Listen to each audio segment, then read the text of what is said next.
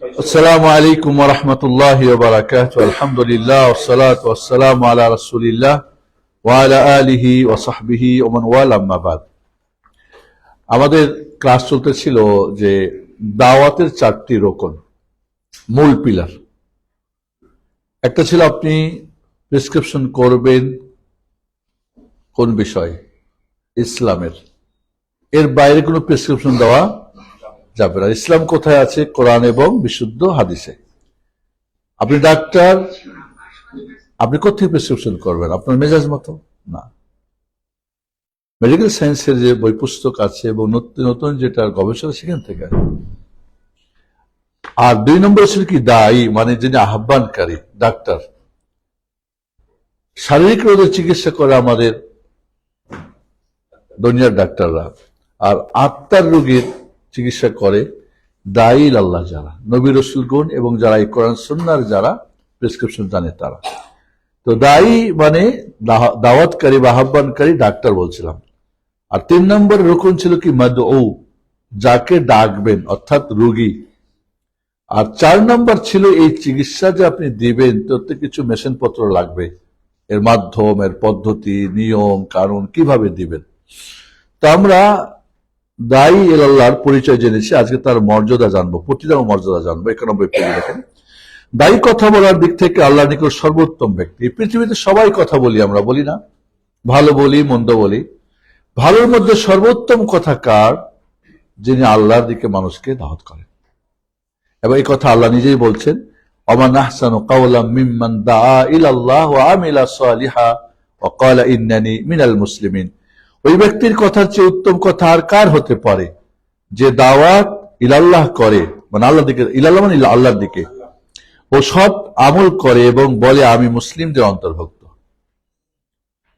কথাটা কিন্তু উল্টা করে সাজাইছে আল্লাহ রাব্বুল আলামিন। আসলে আগে মুসলিম হবেন, তারপরে আমল করবেন, তারপর তো দাওয়াত করবেন। কিন্তু আল্লাহ আগে দাওয়াতটাকে নিয়ে আসছেন, তারপরে আমলটাকে, তারপর বলছে মুসলিম। কারণ কি? 1 নম্বর কারণ হচ্ছে, আপনি মুসলিম হওয়ার চাইতে জরুরি, বেশি গুরুত্বপূর্ণ আমল। আমলের চাইতে গুরুত্ব একজনকে এই দাওয়াতটা দেওয়া যায়, আসো তুমি আমলটা করো, গুরুত্ব বোঝানোর জন্য। আর একটা দিক হলো, আপনি মুসলিম হলে যথেষ্ট না, আপনার জন্য কি আমল করতে হবে। আমল যথেষ্ট, একজনকে দাওয়াত করতে হবে। তাহলে এখানে দাওয়াতের গুরুত্ব বোঝানোর জন্য আগে আনা হয়েছে। দাওয়াতের পরে আমল, আমলের পরে মুসলিম। আমরা এখন মুসলিম হয়ে বসে আছি, আমি আমল করি না। আমল করলে আমি কাউকে দাওয়াত করি না। কারণ কি জানেন? কেন 3টা কাজ করতে হবে? আনামতা আলাইহিমের কথা আমরা বলছি না? আনামতা আলাইহিম, সূরা ফাতিহার 3টা গ্রুপ। আনামতা আলাইহিম জান্নাতি দল, মাগদুব আলাইহিম জাহান্নামী দল, দাল্লিন জাহান্নামী দল। আনামতা আলাইহিমের কাজ কি? সঠিকটা জানা, নিজে মানা, অন্যকে জানানো, মানানো। কারণ কি? আপনি মুসলিম যদি আমল না করেন, তো আপনার হয়তো ইসলাম নাও থাকতে পারে, একসময় জিরো হয়ে যাবেন। তো আপনি ইসলাম আনলে, আমল করলেন, আপনি কিন্তু সিরাতে মুস্তাকিমে যাবেন, জান্নাতের পথে হাঁটবেন। একাই গেলে আপনাকে শয়তান কিডন্যাপ করে নেবে, ছিনতাই করে নিয়ে যাবে, ডাকাতি করে নেবে, যেতে দিবেন আপনাকে। দাঁড়াও, কই যাও তুমি? আমাদের সাথে আসো। কিন্তু আপনি যখন সাথে নিয়ে যাবেন, একসময় হয়তো গ্রামের, আমি গ্রামের ছেলে, হাটবাজারে কিছু জায়গা ছিল যে একটু ডাকাত চোরের একটু উপদ্রব ছিল। তো মাগরিবের আগেই হাট থেকে বের হতে হবে। আর কোনো কারণে যদি দেরি হতো, তো সবাই ওই রোডের মাথায় দাঁড়িয়ে থাকতো। সবাই একসাথে আসলে এরপরে গ্রামের দিকে যেত। হ্যাঁ, জি।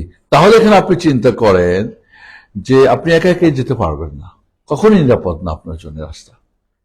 এবং এরা খুব সিরিয়াস, শয়তানের বাহিনী খুবই সিরিয়াস, ট্রেনিং প্রাপ্ত এরা। আপনাকে একটুতে, খালি একটু ছড়াতে পারলেই, তাহলে আমাকে এই জন্যই 3টা কাজ করতে হবে। তো দায়ী আল্লাহ, আপনি কাউকে দাওয়াতের কথা বলছেন, ভাই ভালোটা কাজটা করো, মন্দ কাজটা করো না, আসো আল্লাহর পথে, চলো জান্নাতের পথে, এই কথা বলে যারা, তার সবচেয়ে উত্তম কথা বলা। 2 নম্বর, দায়ীর সব অধিক। রাসূলুল্লাহ সাল্লাল্লাহু আলাইহি ওয়াসাল্লাম বলেন, ফাওয়াল্লাহি লা ইয়াহদিকাল্লাহু বিকা রাজুলান ওয়াহিদান খায়রুল লাকা মিন আন ইয়াকুনা লাকা হুমরুন নাআম, মুত্তাফাকুন আলাইহি।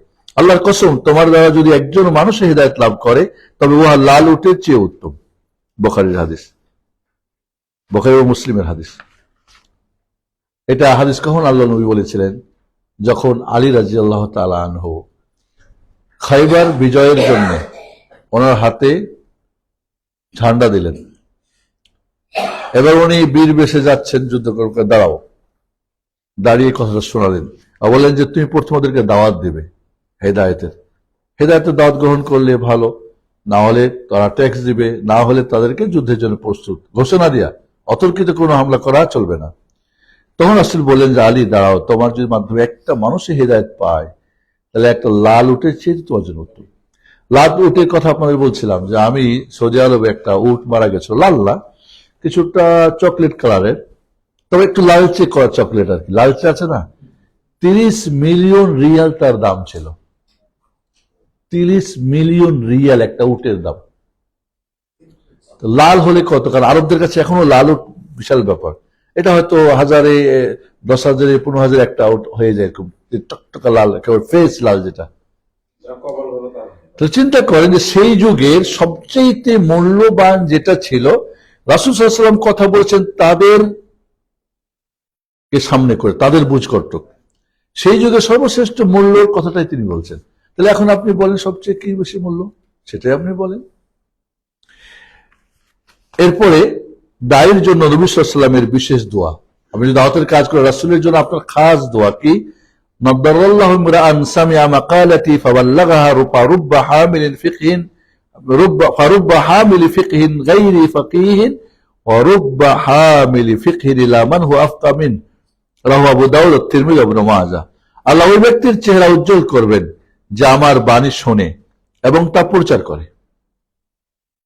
সত্যিই যদি রাসূল আমার বাণী, এখন আপনি তাহলে কোন সংগঠন, কেসা, কাহিনী, গল্প গুজব না, রাসূলের হাদিস, আল্লাহর বাণীতে আরো উত্তম তাহলে অবশ্যই।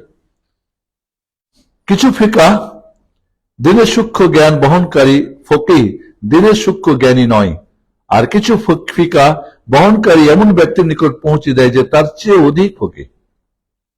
মানে এটা অর্থ হচ্ছে, কথাটা একটু যে আপনি একটা মানুষকে, আমি একজনকে পৌঁছে দিলাম কথাটা, আমি হয়তো এটা আসলে যে আসল কি ফকিহ মানে সূক্ষ্ম বুঝ, রহস্য আমি ভালো জানি না, কিন্তু আমি এটা শুনেছি, আমাকে এমন কয়েক আমাকে সাইফুল ভাই আমাকে বলে দিল, আমি আর 10 জনকে শুনে দিলাম, আমি কিন্তু ভালো বুঝি নাই, কিন্তু এখানে 10 জনের মধ্যে 2 জন এমন আছে যে অনেক সুন্দর বুঝে, আরো হাজার হাজার মানুষকে বোঝাতে পারবে।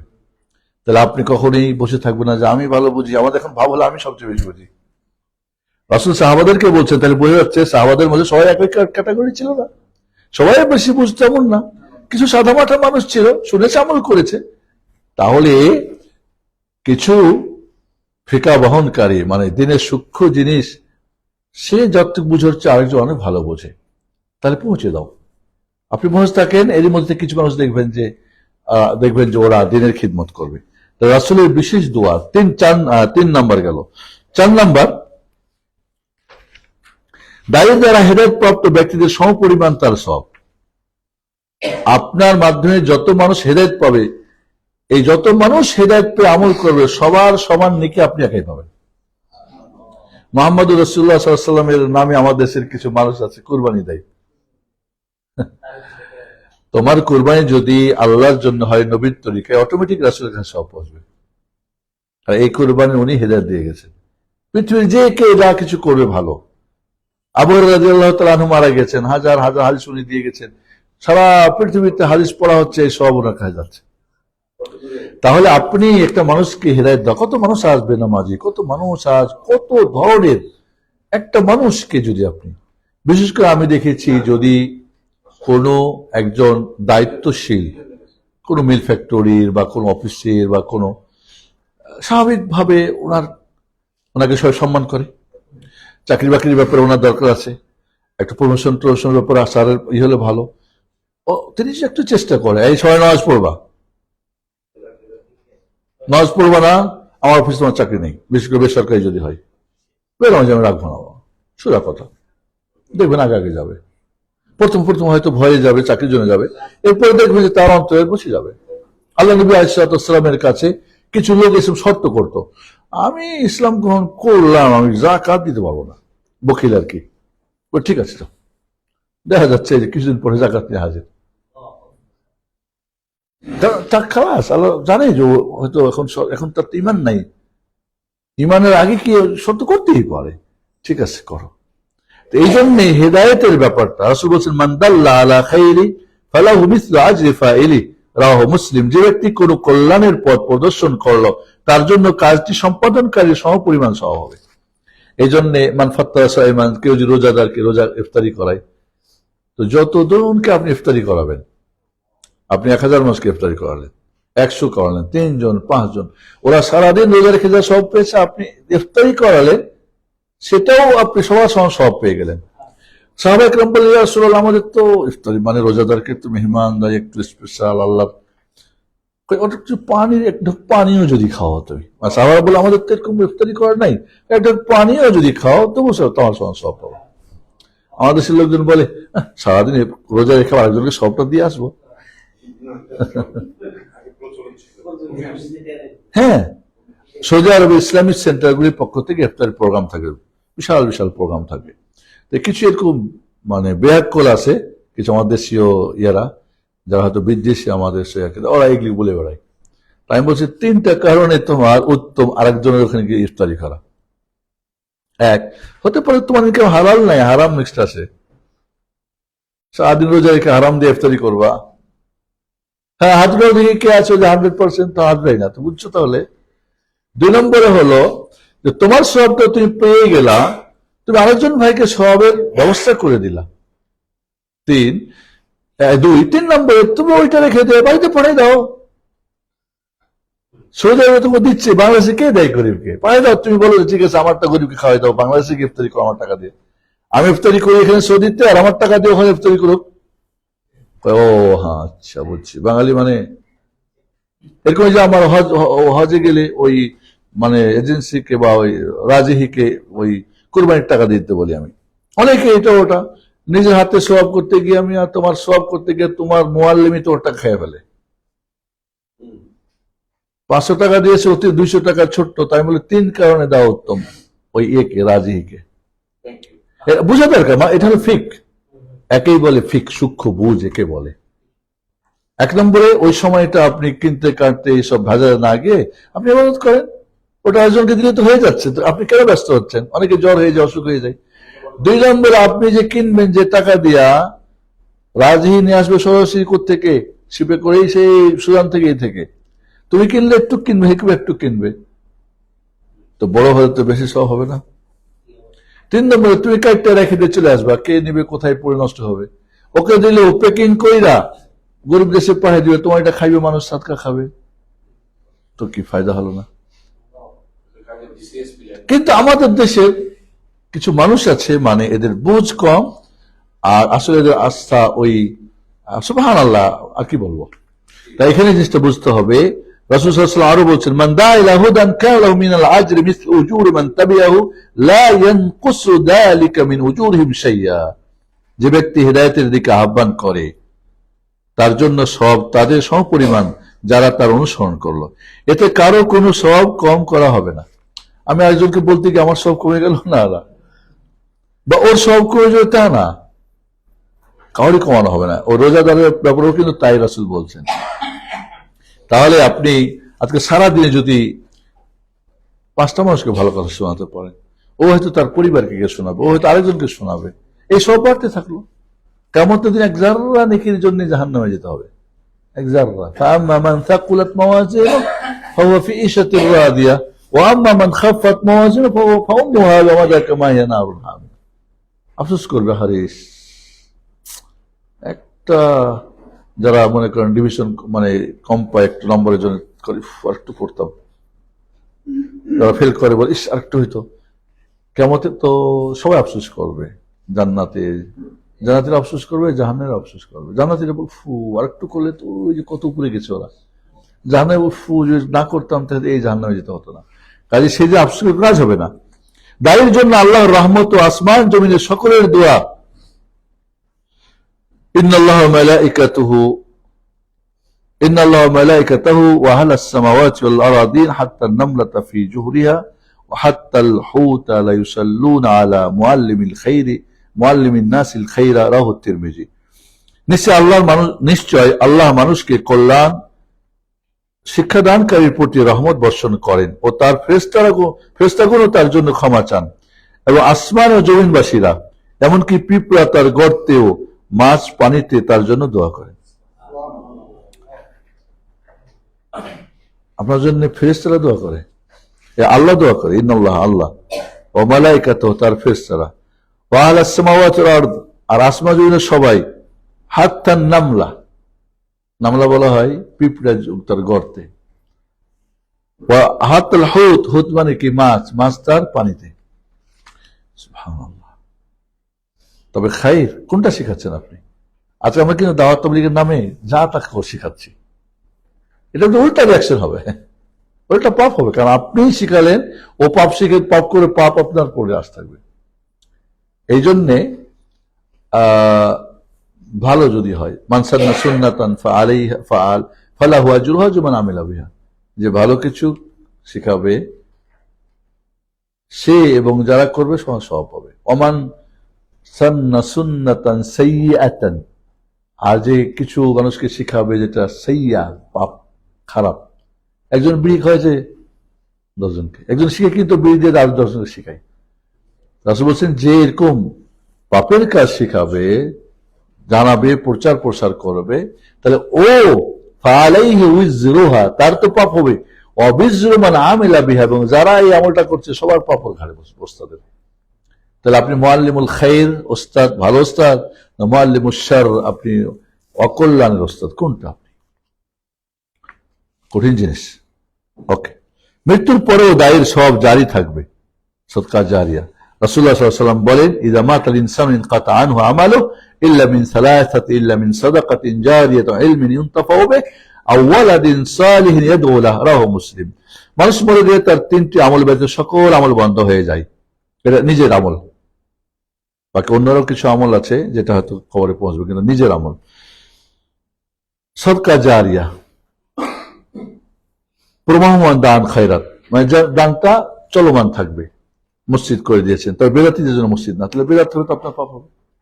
মসজিদ বানিয়েছে, যত বেদাত করবে এই মসজিদে তত বেদাত আপনার গাড়িকে চাপবে, আপনি বেদাতকে সাহায্য করছেন কেন? এই জন্য আপনাকে অবশ্যই চিন্তা করতে হবে কোথায় দিয়েছি। মিসকিন, আজকে আমরা আলেম তৈরি করি, অনেকে আছে আমাকে বলে, শেখ আমি একজনকে হাফিজ বানিয়ে তার যত খরচ হবে আমি টাকা দেবো, আপনি দেখেন, বা একটা এতিম বাবু, এখন ওকে দিলাম বেদাতি বানাই, হে বেটা তখন সারা জিন্দগি বেদাত করে বেড়ালো, তো পাপটা তো ও যে বানাইছে এই তো পড়ে যাবে। এটাই হচ্ছে, এই সাধারণত হচ্ছে আমাদের। এমন জ্ঞান দান যার দ্বারা অন্যরা উপকৃত হয়, এমন জ্ঞান, অবশ্যই দিনের জ্ঞান পুরোটাই কল্যাণকর জ্ঞান। তাছাড়া দুনিয়ারও যদি কল্যাণ জ্ঞান হয়, আপনি যদি 10 জন প্রশিক্ষণ দেন, 10 জন গরিবকে নিয়ে একটা প্রশিক্ষণ দিলেন, তোমরা এই মনে করো হয়তো শিখাই দিলেন এর কৃষির কাজ, যা করে খাও, আছে না অনেক কিছু কাজ, এটা কি উপকারী জ্ঞান না? উপকারী জ্ঞান মানে খালি হুজুরদের খালি বাস না, আপনি একটা টেকনিক্যাল একটা কিছু, আপনার এমন বুদ্ধি যেটাতে মানুষ উপকৃত হবে, উপকারী জ্ঞান। এবং সৎ সন্তান সন্ততি যে তার জন্য দোয়া করবে, বলে নাই হুজুর, সৎ হুজুর দোয়া করবে, বলছে বড় হুজুর, মুফতি হুজুর, ইমাম হুজুর না, সন্তান সন্ততির কথা আল্লাহ বলছে। কারণ হুজুর তো করবে ভাড়াটিয়া, ভাড়া দিলে করবে, যটা করে ঘটা করে, বাট নিজের সন্তান হলে সর্বক্ষণ করবে, উঠতে বসতে চলতে ফিরতে বাবার কথা মনে হবে, 5 ওয়াক্ত নামাজে সেজদায় করবে, বৈঠক করবে, রাত্রে করবে, দিনে করবে, কারণ তো ভাড়া না, তো ওর ব্লাড তো রেতে আছে, ওই ব্লাড তো তাকে উদ্বুদ্ধ করবে, কিন্তু ওর হুজুরের তো আমার তো ব্লাড নেই, ও তো আমার জন্য করবে না। তাহলে রাসূল সাল্লাল্লাহু আলাইহি ওয়াসাল্লাম, হ্যাঁ, অনেকটাই, এবং যেমন টাকা তেমন দোয়া, ঠিক না? যেমন টাকা তেমন দোয়া। কয়েকদিন আগে ফোন দিয়েছিল আমার ওই ছাত্রটা, ইউনুস ভাই, টাঙ্গাইলে, সৌদি আরবে ছিল, মাশাআল্লাহ, শরীক বুঝ, সে একাই এক গ্রামের মধ্যে যুদ্ধ করে, যুদ্ধ বলতে মানে একেবারে একাই, সবাই তাকে নামাজ প্রতিযোগিতা করে না, ও না আমি কোরআন সুন্নাহ যা আসতে মানবো, হুজুর আছে, কয় হুজুর আমাকে দেখাও, এই যে আমার দলিল আপনি দেখান, কয় এত সব এত বুঝি টুঝি না, আপনি তো জানেন আমি তো জানি না, আমাকে দেখান, এটা ঠিক আছে, কয় ঠিক আছে, তা আপনারটা দেখান আমাকে। সবাই কয়ে ইয়ে গেছে, লামা ঝাবে গেছে, অমুক তমুক এই সেই। তো ও বলতেছিল যে ছোট কালে অসুখ বিসুখ হতো, তো ওর দাদি ওর দাদা ওকে নিয়ে গেছে কোন মাজারে, পরে সব খুলে দিয়া ওইখানে গোড় পাড়ায় ই করছে আর কি, গড়াগড়ি করেছে। এরপর এখন দোয়া তো বলছে আমার দাদা খুব একটু মানে ও ছিল আর কি, আল্লাহ মাফ করো, কৃপণ শ্রেণীর মানুষ। তো মাত্র ওই যুগে 5 টাকা দিয়েছে, তো ওই মাজারে 5 টাকা দেওয়া শেষ। তো এই মধ্যে একজন এসে 50 টাকা দিয়েছে, 50 টাকা দিয়ে অনেক লম্বা দোয়া, তোর দাদি দেখছি রে লম্বা দোয়া করলো, আর নাতির জন্য একটু হয়েছে। তো কয় ওখান থেকে আমাদের বাড়ি প্রায় 6-7 মাইল, পুরো রাস্তা দাড়ি খালি দাদারে গালায়, তুই বকির, তুমি মুখ, আমার নাতিটা অসুস্থ, টুকটুকে সুন্দর ছিল মাশাআল্লাহ, হ্যাঁ তুমি এই করলো ওই করে, পুরো রাস্তা খালি দাদারে গালাইলো। তারপরে দাদা গেল না যে যা চল তোর লম্বা দোয়া করে নিয়ে আসি। তো বললে তখন বড় হয়ে বুঝছিলাম যে দাদা আসলে ভুল করছে আর দাদা ঠিক করছে। এখন বুঝছি না যে দাদা 5 টাকা দিয়েই ভুল করেছে, আরো বড় যেত আরো বড় ভুল হইতো। এই দেখেন মানুষের বুঝ, তাহলে এই বুঝটা কোথায় পাইলো? সঠিক তো পড়ছে জন্য তো। তাই দায়ের মূল পুঁজি, একজন দায়ী যে আপনি দাওয়াতের কাজ করবেন, ডাক্তারি করবেন, কি দিয়ে করবেন? সূক্ষ্ম বুঝ। কোরআন সুন্নাহ সূক্ষ্ম বুঝ হতো, একটা হলো মোটা বুঝ, একটা সূক্ষ্ম বুঝ। এক, আমলের পূর্বে জ্ঞান অর্জন, আমল না করে আপনি জ্ঞান অর্জন করবেন, আগে জ্ঞান অর্জন তারপরে আমল। আমরা এখন করি, তারপরে পাইলে আমল শিখি না হলে শিখি না। এবং কোরআন এর অর্থ ও বিধান সমূহের গবেষণা ও সুন্নতের সঠিক বুঝের ভিত্তিতে সূক্ষ্ম বুঝ। সূক্ষ্ম বুঝটা কিসে হবে? জ্ঞান অর্জনের মাধ্যমে। কোরআনের সঠিক অর্থ, বিধিবিধান যে ইসলামের আছে সেগুলিকে গবেষণা করা, সুন্নাতের সঠিক বুঝ। এক একজন এক এক রকম সুন্নতের ব্যাখ্যা দেয়, আর এই বুঝ বেশ কিছু জিনিসের উপর কেন্দ্রভূত, যেমন ক, ইসলামী আকিদা, কোরআন ও সহিহ হাদিস এবং আহলুস সুন্নাহ ওয়াল জামাতের ইজমার দলিল ভিত্তিক সঠিক সূক্ষ্ম বুঝ থাকা। আপনি এমনি বুঝে নেবেন পণ্ডিত না, না, কোরআন সুন্নাহ আলোক হইতে হবে এবং আহলুস সুন্নাহ জামাতের যে আকিদা মানহাজ তার উপর হতে হবে, কিসের উপর? ইজমার ভিত্তি হতে হবে। আপনি নিজে একটা কিছু বুঝে নেবেন, কারণ কোরআন পড়ে যার কি পণ্ডিত, বিশাল পণ্ডিত ব্যাখ্যা দিচ্ছে, আমি তো এরকম বুঝেছি, আমার মনে হয় আমি বুঝেছি। বাবারে, তোমার এত বড় বুঝ হয়ে গেল, তাহলে কি আগেররা বুঝে নাই? তারা তোমার সেই বুঝের জ্ঞান, সেই তাকওয়া, সেই পরেজগারি, সেই তোমার যোগ্যতা কি হলো? দিমাগ কি অত হয়েছে? তো রুগ্ন দিমাগ। 2, খ, দায়ী তার জীবনের উদ্দেশ্য, মানুষের সমাজে তার কেন্দ্র কি তা বোঝা। দায়ী তার জীবনের উদ্দেশ্য কি? আল্লাহকে সন্তুষ্ট করা। কি করা? আপনি দাওয়াতের কাজ করছেন, আপনি ডাক্তারি করেন টাকা, আর রুহের ডাক্তারি কি? আল্লাহ সন্তুষ্টি। পার্থক্য দেখেন, এটা হলো দুনিয়া, ওটা হলো কি আখেরাত। এখানে কি রুগীকে খুশি করা, ওখানে কি আল্লাহকে খুশি করা। আপনি নাও পারেন, বেশি পারেন না, যেটুকু করছে ওটা খুশি। অনেক সময় ডাক্তার হয়তো ভালো চিকিৎসা দিতে পারে না, ডাক্তারকে গালি গুলি দিয়ে বেটা এসে এত খরচ করলে কি চলো না এসে, কিন্তু না, আল্লাহ যেটুকুই করবেন আল্লাহ হচ্ছে বেশি আপনাকে দেবেন। এবং কি বলছি, সমাজে মানুষ সমাজে তার কেন্দ্র কি তা বোঝা। তার কেন্দ্রটা কি, কি এখানে দায়িত্বটা কি? তার দায়িত্বটা হলো যে তাদের কাছে এই সঠিক জিনিস পৌঁছে দেওয়া তার দায়িত্ব। বাকি এইটা নিয়ে একেবারে জান্নাতে পৌঁছে দায়িত্ব কার? আল্লাহ। আপনি ভাববেন না যে আপনি পৌঁছে দিবেন, তাহলে তো আল্লাহ নবী আলাইহিস সালাম তাহলে কি পৌঁছাতেন? আবু তালেবকে পার্সেল পৌঁছাতে পারে নাই। এই জন্য হেদায়েতের দুইটা অর্থ অনেকবার বলছে আপনাদের। একটা হেদায়েতুদ দিলাল আর রিশাদ, আরবিতে বলে রাস্তা দেখাই দাও, এই যে রাস্তা আপনার আমাদের কাজ। একটা হেদায়েতুত তৌফিক, তৌফিক দেওয়া বুঝি না, তৌফিক হয়েছে মানে পৌঁছে দেওয়া, ওটা হলো দায়িত্ব আল্লাহ, ওটা আল্লাহ উপর ছেড়ে দেন। আপনি ভাববেন না যে না আমি পৌঁছে দেবো, এটা কিন্তু হচ্ছে আজকাল। এই যে পৌঁছে দায়িত্ব নিয়েছে এদের সংখ্যা বাড়বে, কোয়ান্টিটি বাড়বে, জায়গা হবে না ইজতেমাতে। বাট যেটা আপনি তৌফিকের হবে ওটা তো আল্লাহর হাতে। আল্লাহ তো যারে তারে দিবে না, দিবে নাকি? ওদের জানেন যে কারে কে সঠিক আসলে প্রাপ্য আর কে প্রাপ্য না।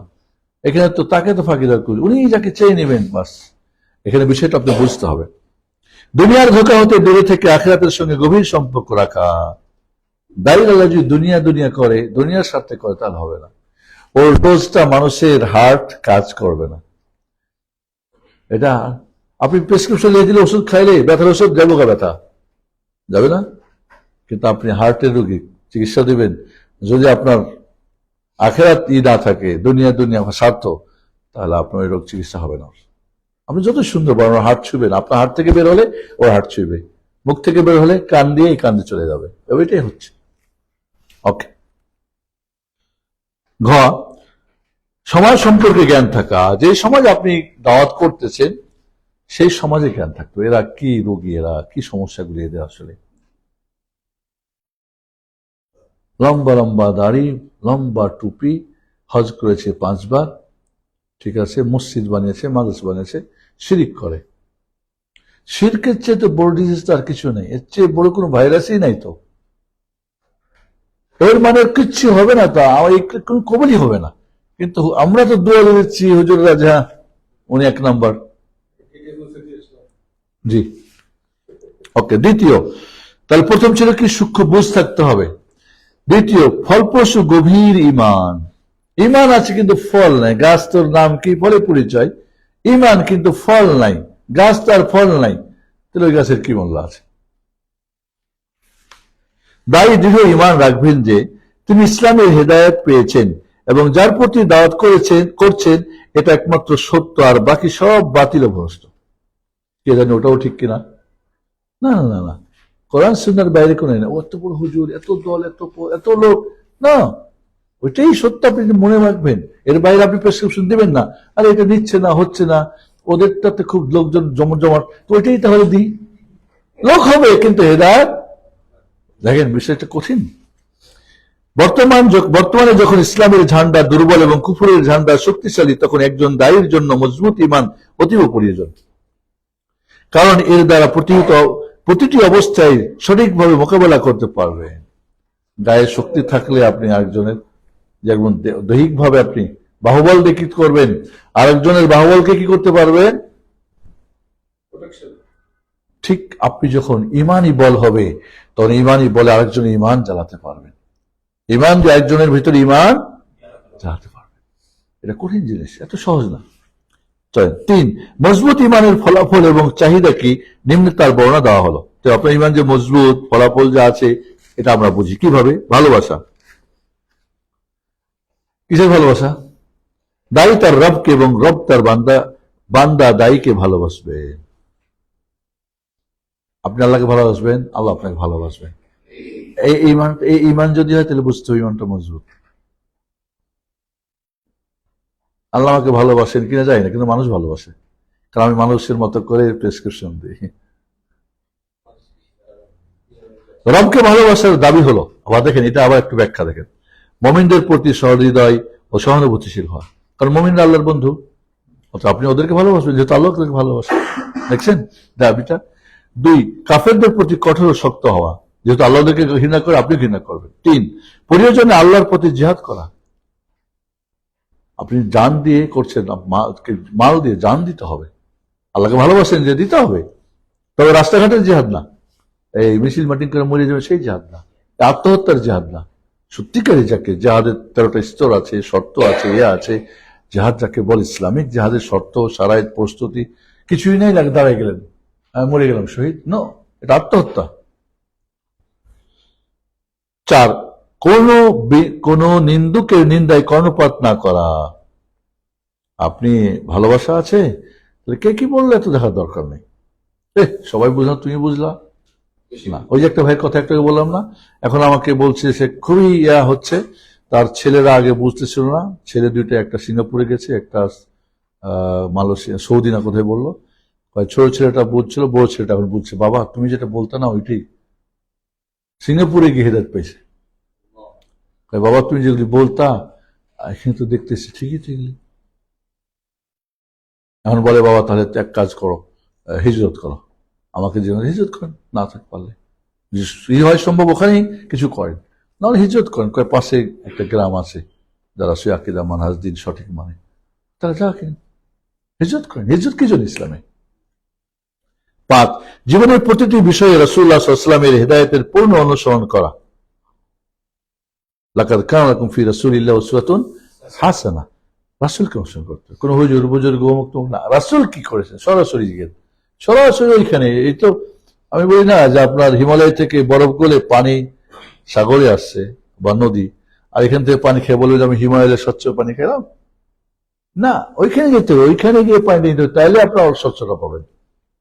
সর্বদা আল্লাহর জিকিরে জীবকে ভিজিয়ে রাখা, জিকির রাখা, সুবহানাল্লাহ, আলহামদুলিল্লাহ, আস্তাগফিরুল্লাহ, ভালোবাসেন। তারপর নিজেকে নির্জনে আল্লাহর সঙ্গে মোনাজাত করা। মোনাজাত আমরা নির্জনে করি না, মানুষ দেখানো শুধু ওইটুকুই শেষ। আমি মনে করি মোনাজাত যারা নিয়ে খুব জোর দোল, এদের বাড়িতে ক্যামেরা লাগান গোপনে, আর দেখেন যে কতটুকু মোনাজাত করবে। ওরা নিজেরও জানে মোনাজাতটা বিধান। এই জন্য আলহামদুলিল্লাহ লাস্টে কি রহমতিকা শেষ। এটা ধোকা ছাড়া আর কিচ্ছু না। নিজেকে ধোকা, মুসলিমদেরকে ধোকা, এবং নিঃসন্দেহে এটুকু বিদাত তো বিদাতি, বিদাত কম হলেও বিদাত, বেশি হলেও বিদাত। আল্লাহর ইবাদত করে তাতে স্বাদ মজা পাওয়া, ভালোবাসা আছে তাহলে স্বাদ পেতে হবে। আপনি, আপনার মা পাক করেছে, আগের মানুষ অত ভালো পাক করতে জানে না, এত রেসিপি পিসিপি একটু কি কি যেন আছে জানে না। আপনি গ্রামে গেছেন, মা হয়তো গ্রামে থেকে যাই পাক করছে তৃপ্তি লাগে খেতে, মায়ের হাতের পাক। হয়তো ছোটকালে খেয়েছিলেন, ওইটাই হয়তো পাচ্ছেন, ওই জন্য স্বাদ হতে পারে। মা এই যে ভালোবাসার কারণে তার পাকটা আমার মজা লাগে। কিছু কম বেশি আর বলেন না, কিন্তু আপনার ওয়াইফ এই লবণ কম দিয়েছে, ওটা করছে, ওটা করছে, এরকম কিছু অভ্যাস ঠিক না, কিন্তু হয়তো এটা ভালোবাসাটা কিন্তু কোত্থেকে হয়? এই যে তার সঙ্গে আপনি কি করা, স্বাদ পাওয়া, মজা পাওয়া। আল্লাহ ছাড়া অন্য সবকিছু হতে বঞ্চিত হলেও কোন আফসোস না করা। আল্লাহকে পেয়েছি, ফুজতু বিরব্বিল কাবা। কাফেররা যখন, কাকে এটা খোবাবের না খাবাবের ঘটনা, খোবাবের সবার জন্য না, কে যেন, এদের কি মনে হচ্ছে না, একদিন সাহাবী যখন তাকে হত্যা করছে তখন বলছে ফুজতু বিরব্বিল কাবা, আমি সাকসেসফুল হলাম রব্বের কাবা। কাফেররা বলে দাঁড়া দাঁড়া, কি হলো? ওরে মারতেছে আর বললে আমি সাকসেসফুল হয়ে গেলাম, ঘটনা কি? ইংরেজরা বলে এরকম একবার ফাঁসির কি যেন মঞ্চ বানাইছিল কি একটা হাতে, তো এরা সবাই সহি আকিদা সালাফি আলেম আলামা ছিল, তো সবাই খুব আনন্দ খুশি ওখানে। তো জাজ বলছে দাঁড়া দাঁড়া, কি এত খুশি কেন এরা? তো ডাকে বলছে একজন, কি জন্য? কয় মরে গেলে শহীদ।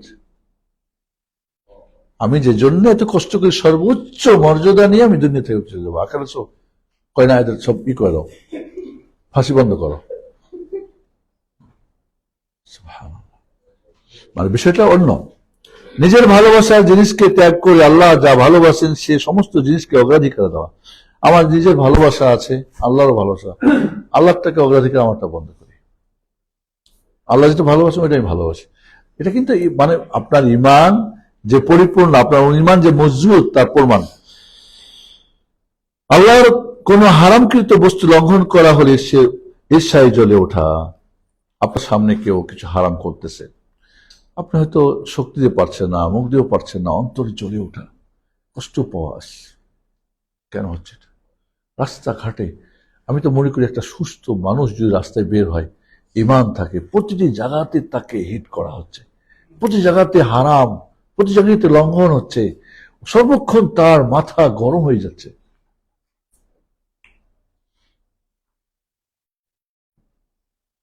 আমার মাঝে মাঝে আমাকে একটু বকাঝকা করে, একটু সিরিয়াস হয়ে আমার মনটা খুবই হয়। সবুর করবে মানুষ, কিন্তু এত অন্যায় করে আপনার ভিতর তো জ্বালা হওয়া উচিত।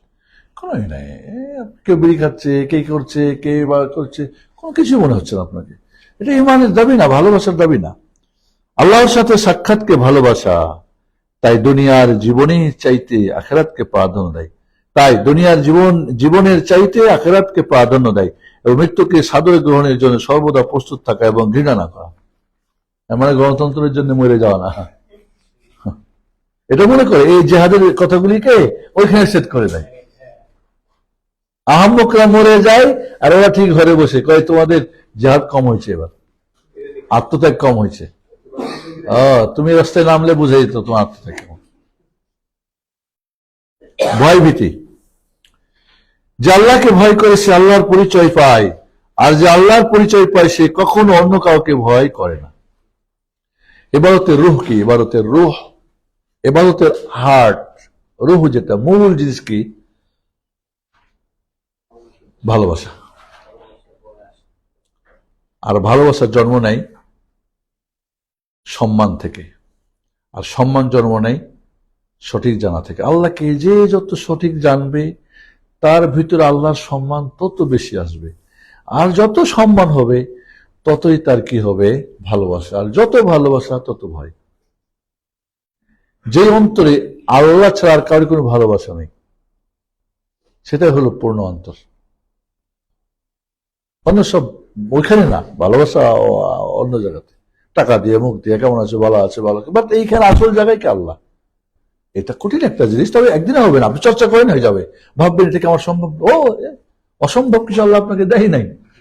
আপনি চর্চা করেন, একদিন, 2 দিন, 3, চেষ্টা করেন, দেখবেন হবে। আশা আকাঙ্ক্ষা, তাহলে ভয় ভীতি থাকতে হবে একজন দায়ীর। এটা হলো কি পুঁজি, তার কি যেন ছিল, ব্যয়ের মূল পুঁজি।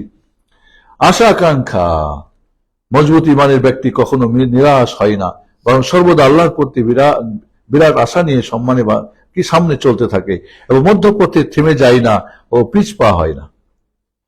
আশা নিয়ে আল্লাহ নবী আলাইহিস সালাম দাওয়াত শুরু করলেন মক্কায়, গোপনে হলো না, হালকা হালকা, প্রকাশ্যে কিছু আগালো, হয় না, চলে গেলেন কোথায়? তয়েফে। হয় না, মাঠের খেয়ে আসলেন, তারা রক্ত লাহা করলো, আসলেন। হজের সময় লোকজন এদিকে ওদিক দেখে, হজের সময় একটু মানুষের, যাই হোক, সবার একটু ইমানি থাকে, তো তখন এই গোত্রে ওই গোত্রে, সুবহানাল্লাহ, আশার হাল ছেড়ে দেয় নাই। একজনকে বলছেন হয় নাই, হয়তো আপনি আপনার স্ত্রীকে পারেন না, এর জন্য আপনার ছেলেকে বলবেন না, মেয়েকে বলবেন, পারেন নাই, বাড়িতে আপনার দাওয়াত কেউ নিচ্ছে না, এর জন্য বাইরে আপনি বলবেন না। আশা নিরাশে কখনো হবে না, হবে, জয় হবেই সত্যের। বাংলাদেশের এই শিরকি বেদাতি সব দল মত বহু পথ আছে, এইখানে কোন কারোর সবার সঙ্গে মিলে ঝুলিয়ে থাকলে ভালো ন, আপনার আশা না, এইখানে হবেই সত্যের জয় একদিন। এই গজা খিচুড়ি দিয়ে গোলেরও দিয়ে কিছু হবে না। তাহলে এগুলি ছিল আমাদের মজবুত ইমানের ফলাফল এবং চাহিদা। ভালোবাসা ছিল, এবং ছিল কি ভয় ভীতি, ছিল আশাকাঙ্ক্ষা। 3 নম্বর। তৃতীয়ত সুদৃঢ় সম্পর্ক। দায়ী তার প্রতিপালকের সাথে সুদৃঢ় সম্পর্ক এবং প্রতিটি বিষয়ে তার উপর ভরসা রাখবেন। আল্লাহ তাআলা একমাত্র ভালো মন্দের মালিক। আল্লাহর উপরে যে ভরসা করে সে তার জন্য যথেষ্ট। আল্লাহ ছাড়া কোনো মখলুক কারো কোনো লাভ ক্ষতি করতে পারে না, এ বিশ্বাস রাখা। আল্লাহ তাআলা যা চান তাই হয়, আর যা চান না তা হওয়া অসম্ভব। বিপদ থেকে মুক্তির জন্য একমাত্র তারই নিকট প্রার্থনা করা, কথায় ও কাজে ইখলাস ও সততা থাকা। ইখলাস মানে একনিষ্ঠতা আল্লাহর জন্য। স্মরণ রাখতে হবে যে আল্লাহর প্রতি দৃঢ় ঈমান সর্বপ্রকার ভয়ভীতি ও দুঃখ কষ্ট অন্তর থেকে দূর করে দেয়।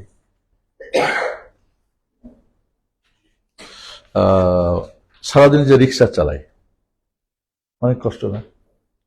একবার যখন একটা রিক্সা চালিয়ে যে নামাই দেয়, ভাবে জিরাইলই, আসবেন, দেখে কাস্টমার, মামা যাবেন মামা, ওঠেন মামা, ওঠেন, কারণ আমার টাকা দরকার, আমার পরিবার, আমার মা বাবা ইত্যাদি। একটা আপনার লক্ষ্য উদ্দেশ্য কিন্তু কাজ করে। সারাদিন কি হবে আপনি ভাবতে পারেন, যখন রিক্সা চালা, আপনি রিক্সা নেমে ভাবতে পারবেন যে একবার রিক্সা চালাতে পারবেন? ভাবতে পারেন না। কিন্তু ওই যদি অবস্থা আপনি দাঁড়ান, তো হয়তো আপনার টানতে হবে। ও তো মানুষ, আমি মানুষ। তাহলে একজন কখনই আপনি আল্লাহর সঙ্গে সম্পর্ক গভীর থাকলে, এই জন্যে জয়ের জন্য প্রথমত কি ইমানই বল, যেটা আল্লাহর সম্পর্ক, আল্লাহর সাথে উপর থেকে।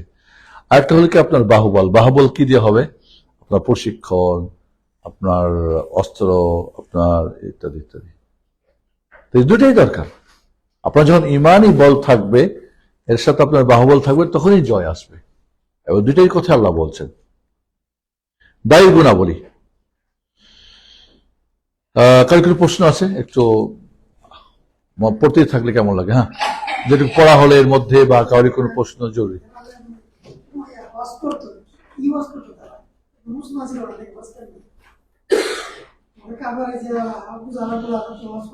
তারা তো নিজেদেরকে মুসলিম দাবি করত। মিল্লাত আবিকুম ইব্রাহিম হুয়া সাম্মাকুমুল মুসলিমিন। কাফেরদেরকে আল্লাহ বলছেন, তোমাদের বাবা ইব্রাহিম তো মুসলিম, তোমরা তো মিল্লাত আবিকুম, তোমাদের মিল্লাতের বাবা তিনি তো মুসলিম ছিল, তার দাবি করত মুসলিম। কিন্তু এখন যারা মাজার পূজা করে তারা কি মুসলিম দাবি করে না? তারা কি হজ করে না? তো তাদের হজ আবু জাহালের চেয়ে কি ভালো? কেন হবে মাজার পূজা করে তার হজ? তারা দাবি করতো যে মোহাম্মদকে তাই বলতো। মোহাম্মদ এর আবার কি বলো, বাপদাদা আমরা ইব্রাহিমের দাবিদার।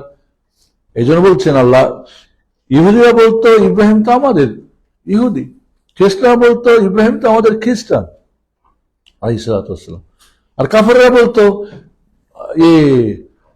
ইব্রাহিম তো আমাদের। আল্লাহ কি বলছেন? মা কানা ইব্রাহিম ইয়াহুদিয়ান ওয়ালা নাসরানিয়ান ওয়া মা কানা মিনাল মুশরিকিন ওয়ালাকিন কানা হানিফান মুসলিমা। না ইহুদি ছিলেন, না খ্রিস্টান, আর না মুশরিক তোমাদের, হানিফান মুসলিমা। হানিফ বলা হয় সব ছেড়ে শুধু একমাত্র আল্লাহর দিকে যে দাবিত হয়, মুসলিমা আত্মসমর্পণকারী।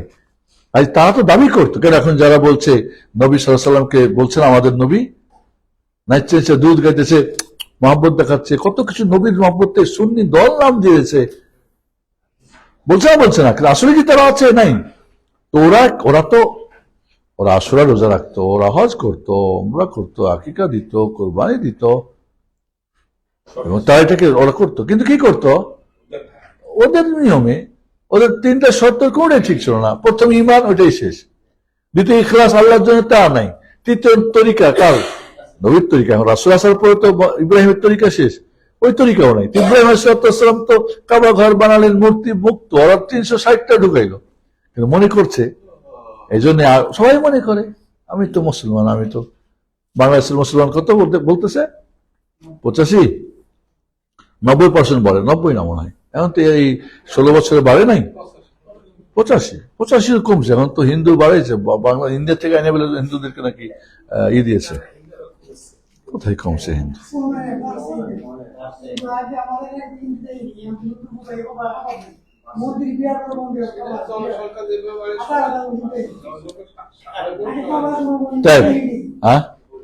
এবারে থাক, এটা আমরা তার শেষ করতে চাচ্ছি। এটা কতটুকু আপনারা বলছেন একদিন নেবেন, সপ্তাহে বেশি পড়বেন। 2 দিনের তো একদিনে খেতে হবে। সকালবেলা নাস্তা খাবেন না তো, রাতে একটু বেশি খেয়ে নেন, তাহলে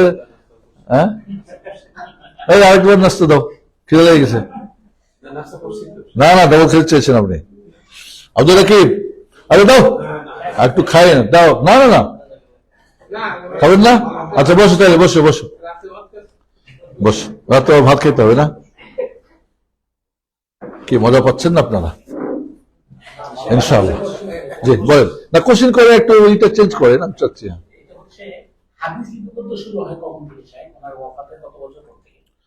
রাসূল সাল্লাল্লাহু আলাইহি ওয়াসাল্লামের জীবদ্দশাতে এই হাদিস লেখা শুরু হয়, খণ্ডিত ভাবে। আম ভাবে পাবলিশন ছিল না, কারণ যে কেউ লিখবে আর কোরআন সুন্নাহ একা হয়ে যাবে, মানে একাকার হয়ে যাবে। কারণ অনেকে পার্থক্য করতে পারবে না। যারা পার্থক্য করতে পারতেন, এমন কিছু সহিফা, তারা হাদিস লিখতে বলেছিলেন। আমর ইবনে আসের, আব্দুল্লাহ ইবনে আমর ছিল, তারপরে আবু হুরায়রা, আর অনেকে সাহাবীদের ছিল। কাজী হাদিস লেখা শুরু হয়েছে 200 হিজরি পরে। কোন বেকুব বলছে? না, সরকারি নির্দেশে, সরকারি ভাবে হাদিস লেখার নির্দেশ দিলেন ওমর ইবনে আব্দুল আজিজ, 5ম খলিফা, যিনি 199-তে খেলাফতে আসলেন। মাত্র 2-3 বছর উনি চলে গেলেন, কিন্তু আগে তো লেখা হয়েছে। তো ইমাম বুখারীর জন্ম কত, ইমাম মুসলিমের কত, ইমাম কত, কি বলে, ইমাম মালিকের কত। তো সব মিলে আপনি হাদিস একটা বিশাল, গাড়ি হেরা থেকে শুরু করে রাসূলের মৃত্যু পর্যন্ত এবং আজ পর্যন্ত এর লম্বা ইতিহাস আছে। আমি তো হাদিস নিয়ে পড়ছি মদিনা ইউনিভার্সিটিতে। প্রথম বছরে 2টা সাবজেক্ট ছিল, খুব কঠিন সাবজেক্ট।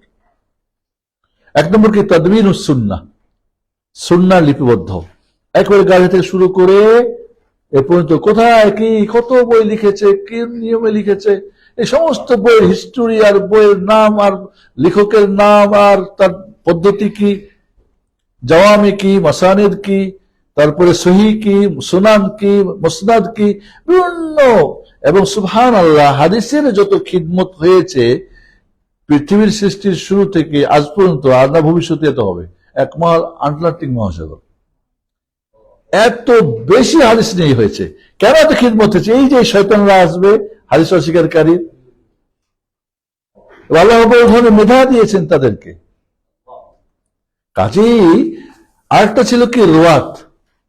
রোয়াত মানে এই যে হাদিস বর্ণনাকারী, রাসূল থেকে নিয়ে সাহাবারা, সাহাবা থেকে তাবে, তবে এই সব এদের জীবনী হিস্টোরি, বিশাল বিশাল বই, এক একটা বই 10 খণ্ড 15 খণ্ড। এই বই কে লিখেছে, বইয়ের নিয়ম কি, আপনি যে কোনো বই খুলে দিলে বুঝবেন না কি বলছে। আগে বুঝতে হবে বইয়ের সিস্টেমটা কি। যেমন ধর আপনাকে বোঝায় একটা শব্দ ফিহি নাদার। ফিহি নাদার মানে এর ব্যাপারে একটু কথা আছে। নাদার মানে দৃষ্টিভঙ্গি আছে, নাদার মানে দেখা। তো ফিহি নাদার মানে এর ব্যাপারে কিছু কথা আছে। ইমাম বুখারী যদি বলে ফিহি নাজার, তার অর্থ কি? অন্যরা ফিহি নাজার বলে তার অর্থ কি? অন্যরা বললে মানে সামান্য একটু দুর্বল ছিল। ইমাম বুখারী বলে ফিহি নাজার, এর অর্থ কি? লা তাহিল্লু আনহু রিওয়ায়া, ওর থেকে হাদিস বর্ণনা করাই হালাল নাই, জায়েজ নাই। তাহলে আপনি কে, কার, কোন আপনি শব্দ কে বলেছেন, তাহলে এই শব্দ অর্থ কি নিয়েছেন, এটা বিশাল ব্যাপার। কারণ হাদিস একটা বিশাল ব্যাপার। এখন শুনি বলে মুখে কইছে হাদিস বলে সহি হাদিস নাই, একজন কইছে বুকে হাত বাঁধার সহি হাদিস নাই, তারপর হাদিস পড়ছে নাকি? ও হাদিস পড়ছে, হাদিস বোঝার ক্ষমতা তার আছে? পিএইচডি করলে কি হাদিস বোঝে নাকি? পিএইচডি করে তো সে তো অন্য বিষয় নিয়ে করছে। শেখ আলবানী মদিনা ইউনিভার্সিটিতে গিয়ে বক্তব্য বলতেন, আইনা দেখা তেরা, ওই ডাক্তাররা কোথায়? ওনার তো পিএইচডি ছিল না, ও তো 6 পাস মানুষ। ওই না দেখা তেরা, ওই ডাক্তাররা কই তোমরা, হাদিস বুঝো?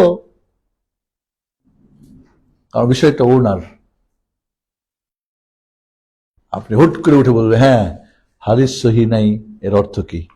একক বর্ণাতে সহি নাই, সমন্বয়, সবর সমন্বয়। হাদিস একক দিয়ে হয় না, একক দিয়ে হয়তো সহিলে জাতি হয়।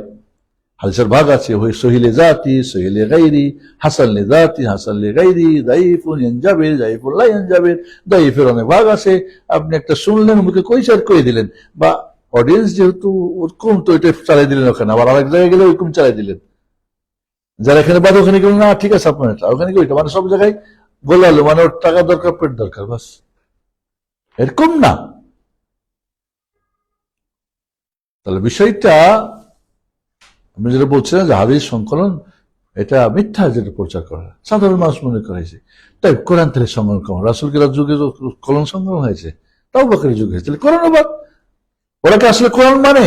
কোরআনিক দল হয়তো কোরআনও মানে না, ওদের তো উদ্দেশ্য হলো ইসলামকে ধ্বংস করা। তো কোরআন বললে তো সবার একটা সিম্পথি আছে, ওর একটু তো ফাঁক কম আছে, এখানে ফাঁক বেশি। তো এগুলি হচ্ছে কি, এটাই হচ্ছে কি আল্লাহ রাব্বুল আলামিন তিনি দায়িত্ব নিয়েছেন জিকিরের হেফাজতের। আর জিকির মানে কোরআন এবং হাদিস দুইটাই। ইন্না নাহনু নাযালনা যিকরা ওয়া ইন্না লাহু লাহাফিযুন। আমি জিকির অবতীর্ণ করেছি, এটা হেফাজত দায়িত্ব আমার। সূরা হিজরের 7 নম্বর আয়াত, 9 নম্বর আয়াত। জিকির অর্থগুলো বলেছেন, জিকির মানে কি? কোরআন সুন্নাহ দুইটাই। আল্লাহ বলেছেন ফাসআলু আহলা যিকর, আহলু যিকিরকে জিজ্ঞেস করো, যারা জিকিরের অনুসারী, যারা জিকির বুঝে তাদেরকে জিজ্ঞেস করো। ইন কুনতুম লা তা'লামুন, তুমি না জানো, মানে কোরআন জানে হাদিস জানে না, কোরআন সুন্নাহ যাদের জ্ঞান তাদেরকে জিজ্ঞেস করো। এই জিকির মানে কোরআন সুন্নাহ। আপনি এক হাদিস, এক আয়াতের ব্যাখ্যা করে, এক হাদিসের ব্যাখ্যা করে। এখন চলছে ফিতনা, ফিতনা, সুবহানাল্লাহ। ঈমান রক্ষা করা বড় কঠিন। কেউ যদি মনে করে হাদিস সব বাদ, সে মুসলমান থাকবে?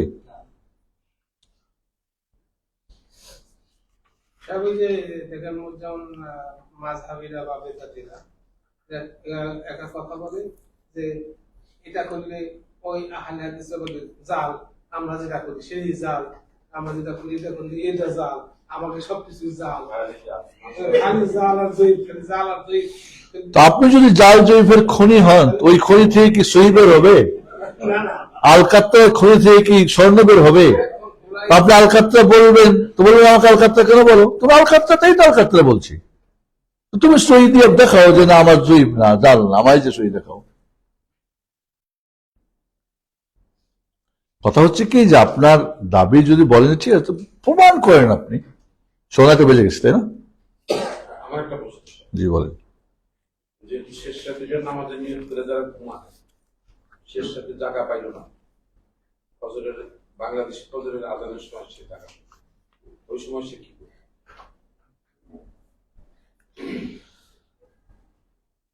এই সময় কি আর করবে, নিয়াত করছিল সব পাবে এক, 2 নম্বর কাজা করতে চাই, তাহলে সূর্য ওঠার আগে করলে বেতর করে করবে, মানে যেটা আছে সেইটাই কাজা করে কাজা করে। বিশেষ করে যে বেতর কাজা করতে চায়, বেতর যেহেতু গুরুত্বপূর্ণ একটা সালাত, কি কাজা হবে না রেগুলার সূর্য ওঠার আগ পর্যন্ত আদায় হবে, আদায় হবে, হ্যাঁ আদায়, সূর্য উঠে গেলেই কাজা তখন কাজা চাপ তখন, এবং আপনাকে জোড়া করতে হবে, তখন বেজোর করতে পারবেন। জি, তখন জোড়া করতে হবে। সূর্য উঠে গেলে আমি একটা প্রশ্ন করবো, সেটা হলো কি, এই যে ফজরের নামাজ আমরা যে মসজিদ করি, এমন সময় যে জামাত শুরু করে, পারলে আর 5 মিনিট পরে বেলা উঠে যেতে হবে। মানে নামাজও শেষ, সূর্যের মুখটাও দেখতে হবে না আমাদের। এই যে অবস্থা, আবার আসরের নামাজও এমন সময় পড়ে যে একবার একবার করে বেঁধে যায়। তো এই ক্ষেত্রে আমি যদি যেমন বলা যায় আউয়াল ওয়াক্তে নামাজ পড়ি, একটা খাবো সেই ক্ষেত্রে শুধু সেক্ষেত্রে আপনারা হয়তো যদি আমি যেমন শুনছি, যেমন এই আমি মুজাফফর মহসিন ওনাদের অনেক কথা আমি একটু শুনি, তো বলে হুজুর পাক সাল্লাল্লাহু আলাইহি ওয়াসাল্লাম যখন ফজর নামাজ পড়তো, তখন ফজর নামাজ যখন পড়ে শেষ করে দিত, অনেকে চেহারা চিনতো না, অন্ধকার থাকতো। তো এই যে অবস্থাটা, এই অবস্থাটার মধ্যে কি করবে আমি? নিঃসন্দেহে সময়ের মধ্যেই পড়তেছে, সেজন্য তাদের সাথে আমরা জামাতে পড়ব, যদি আমার আউয়াল ওয়াক্তে জামাতের সুযোগ না থাকে। 2 নম্বরে যদি আপনি বলেন যে না আমি আউয়াল ওয়াক্তে পড়ব, তাহলে আপনি একাকী বা আপনার পরিবার নিয়ে আপনি জামাত করে পড়েন বাড়িতে, আবার আপনাকে জামাতে যেতে হয় মসজিদে, 2 বার পড়তে হবে। এবং আমি 2 বার পড়বো না, তাহলে একবার আপনি মসজিদে গিয়েই পড়েন, চেষ্টা করেন। আমি এই গতকাল এই গত রাত্রে আগে রাত্রে আমি একটা প্রোগ্রামে গেছিলাম টাঙ্গাইল, তো ওরা আমার সকালে ছিল 7টার সময় ফ্লাইট, এতে যেতে হবে সিলেটে, গতকালকে শুক্রবার।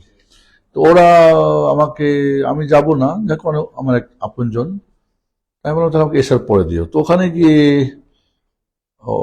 যে আমাকে, যার মাধ্যমে গেছি, নিয়েছে, বাধ্য করছে যেতে, বা আমাকে, আমারই ভগ্নিপতি, তো ওখানে গিয়ে সবকিছু মিলে আমি নাকি প্রধান বক্তা, তো প্রধান বক্তা আগে চলে গেলে নাকি আর কি লোকজন থাকবে না, তো আমাকে বুঝাইলো। তো আমি দেখলাম যে ঠিক আছে, আর করার কিছু না, আমার কাছে ছিল ফিরে এসে বাসে রেস্ট করে সকালে যাব। আর আমি ওখান থেকে পরে তো দেরি হয়ে গেল, পরে ওখানে একটু রেস্ট করে পরে এসে নামাজ পড়বো, পৌঁছলাম এখানে উত্তরের কোন একটা মসজিদ এসে পৌঁছলাম। তো তখন আজান হয় নাই, সময় হলো, পরে গেট খুললো, ভিতরে গেলাম, নামাজ পড়লো। ভালো লাগলো কি, শুক্রবারের রাত ছিল তো ফজর, সূরা সেজদা এবং হামিম, সেজদা আরই পড়লেন, সূরা দাহার, সূরা ইনসান পড়লেন, খুব ভালো লাগলো, পড়াও খুব সুন্দর। কিন্তু সালাম ফিরে বাইরে হয়ে দেখি, আমাদের ছিল যে আমরা 5:45 মধ্যেই নামাজ শেষ হয়ে যাওয়া হতো, দেখলাম যে 8-এ ফজর হবে, সূর্য উঠবে। তো মোটামুটি 6টার কাছাকাছি, হ্যাঁ আমি যে কথাটা বললাম, একেবারে পুরা ফসল দেখা যাচ্ছে। আমি যে বলছিলাম যে হাদিসের যে ভুল একটা বুঝ, এবং এই ভুল বুঝটা পুরো জাতির উপরে গিয়ে প্রভাব পড়ছে। ইসফার করে ফজর পড়ো, তাহলে তোমাদের সওয়াব বেশি হবে। আসফিরু বিল ফাজরি ফাইন্নাহু আ'যামু লিল আজর, ফজরকে ইসফার করো, তাতে তোমাদের সওয়াব বেশি হবে। তবে হাদিসটা কে বলছেন? রাসূলুল্লাহ সাল্লাল্লাহু আলাইহি ওয়াসাল্লাম। হ্যাঁ, না, ইসফার করে, ইসফার অর্থ আমি বলি না এখন, ইসফার করে পড়ো তাহলে সওয়াব বেশি হবে। তো ইসফারের অর্থ কি রাসূল বুঝে বলছেন না বুঝে বলছেন? ওনার আমল কি এই কথাটার ব্যাখ্যা হবে না? তো ওনার আমল তো ছিল সালাম ফেরার পরে ডানে বামে কি আছে চিনতে পারা যেত না। আবার প্রত্যেক রাকাতে 60 থেকে 100 রাকাত আয়াত পড়তেন, তত লম্বা করে পড়ার পরে সালাম ফেরার পরে ডানে বামে চেনা যায় না। তাহলে ইসফারের অর্থ কি? সূর্য ওঠার আগে আগে? ইসফারের 2টা অর্থ, একটা কি ফর্সা হয়ে যাওয়া, একটা কনফার্ম হওয়া, কনফার্ম যে এটা কনফার্ম। ইসফারের দুইটা অর্থ, একটা হলো কনফার্ম হওয়া কোনো বিষয়, আর একটা হলো কি যে ফর্সা হয়ে যাওয়া, ঝকঝকে হয়ে যাওয়া। তো ঝকঝকে হতে রাসূল তার জিন্দেগিতে একদিনও করলেন না, একদিনও করেন নাই এই আমলটা, যেটা আমাদের দেশের আলেমরা করতে চান আপনি মাঝে মাঝে দোয়াই দিয়ে, এটা রাসূলের জিন্দেগিতে একদিনও করেন নাই। হ্যাঁ, একদিন করতে পারে হয়তো, একদিন হয়তো পারে, ওই যে শেষ ওয়াক্তে জিবরিল যে নামাজ শিখালেন ওই একটা দিন হতে পারে। আর একবার ফজর সূর্য ওঠার পরে, ওই যে আবু হুরায়রা ঘুমাই গেছিলেন, ঠিক আছে না, বেলাল রাদিয়াল্লাহু, হ্যাঁ বেলাল রাদিয়াল্লাহু ঘুমাই গেছিলেন। আহসান, জাযাকাল্লাহ খাইর। তাহলে ইসফার অর্থ কি? কনফার্ম হওয়া। কারণ কি ফজরের দুইটা, একটা সুবহে সাদেক, একটা সুবহে কাযিব। সুবহে সাদেক বলে না সবাই? সাদেক মানে কি? সত্য, সত্য ফজর। সুবহে কাযিব মানে মিথ্যা ফজর। মনে হয় ফজর হয়েছে কিন্তু আসলে ফজর হয় নাই। তো এই ইসফারের অর্থ ছিল যে সুবহে কাযিবে নাও পড়ো না, ফজর কনফার্ম হয়ে ফজর পড়িও। এখন ইসফারের অর্থ নিয়ে নিলাম কি আমরা? ফরসা। ফরসা মানে একেবারে সূর্য ওঠাকে পড়লে, এটা কিভাবে হতে পারে এটা? এবং ফেরেশতারা কখন আসে? ফেরেশতারা কখন আসে? সূর্যটার সময় নাকি যখন ফজর শুরু হয় তখন? তা আপনি কি মানে বুঝের একটা দেখেন, একটা হ্যাঁ, তাহলে একটা বুঝ মানুষকে, পুরা জাতিকে, একটা ভুল বুঝ পুরা জাতিকে বুঝে রেখে দিয়েছে। ওই যে ভদ্রলোক একটা কথা বলছে যে রোজার মাসে গেলে ঠিক থাকে। তো ঠিক আছে, আজকের মতো আমরা শেষ করি। সুবহানাকাল্লাহুম্মা ওয়া বিহামদিকা আশহাদু আল্লা ইলাহা ইল্লা আনতা আস্তাগফিরুকা ওয়া আতুবু ইলাইক। জাযাকুমুল্লাহু খাইরান ওয়া বারাকাতুহু।